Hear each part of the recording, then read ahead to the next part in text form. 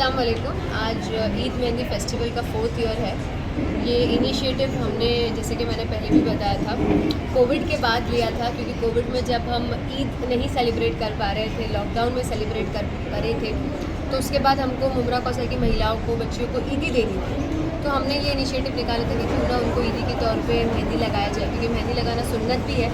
और अक्सर जो हमारे घर की महिलाएँ हैं वो ईद में पूरे रमज़ान अपने घर की खिदमत करती है, अपनी फैमिलीज़ का ख्याल रखती हैं, और अक्सर ईद के दिन उनको वो ये बेचारे बोल देते हैं कि ईद तो बच्चों की होती है, और ख़ुद अपनी जो खुशी है वो उसको मार देते हैं। तो हमने ये सोचा था कि क्योंकि ईद के 2 दिन पहले अगर हम ये मेहंदी फेस्टिवल रखते हैं तो महिलाएँ जो हैं, जो उम्र में बड़े हैं, वो भी लगा सकते हैं यहाँ पर आकर मेहंदी। उनके लिए प्रॉपर सेटअप है, तो वो अच्छे से मेहंदी लगा सकते हैं। तो महिलाएं और बच्चियों के लिए खास करके ये इनिशिएटिव लिया गया था।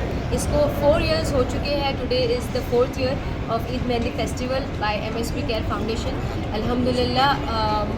दूसरी चीज़ ये कि आर्टिस्ट, मुमरा कौसा के आर्टिस्ट जो है मेहंदी के, उनका एम्प्लॉयमेंट जनरेट होता है। इसके ज़रिए उनके कॉन्टैक्ट्स बिल्ड होते हैं।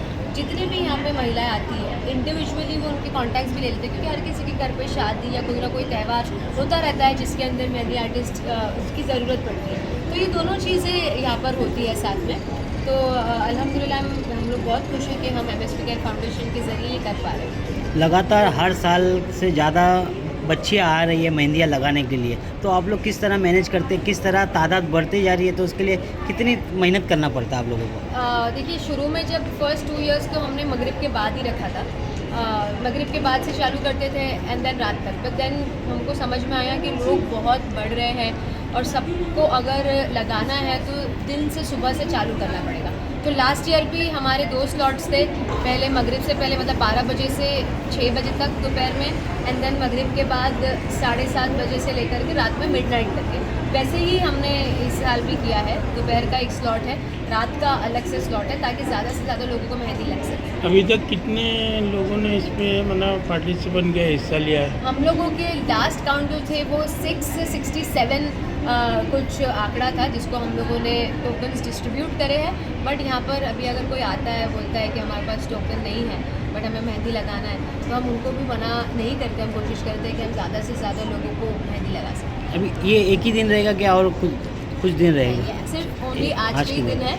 लगाने का रीज़न ही है बिकॉज अभी लास्ट के कल या परसों में लोग, फैमिली बहुत बिजी हो जाती है, महिलाएं घर से बाहर नहीं निकल पाती क्योंकि उनको इतना काम होता है, ईद की तैयारी होता है।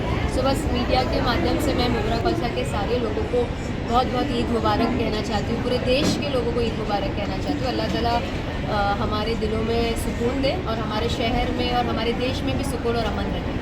मैडम, यहाँ पे जो आर्टिस्ट है वो यहाँ प्रॉपर मुमरा के बाहर के कहीं से है? यहाँ पर मुमरा कौसा के ही ज़्यादा आर्टिस्ट है। कोई बाहर से आ रहा है तो हमने लिया है उनको, बट वी प्रेफर्ड कि हम लोग मुमरा कौसा का जो टैलेंट है उसको ज़्यादा निखारने की कोशिश करें, क्योंकि तो हमने सोचा कि मुमरा कौसा के ज़्यादा से ज़्यादा लोग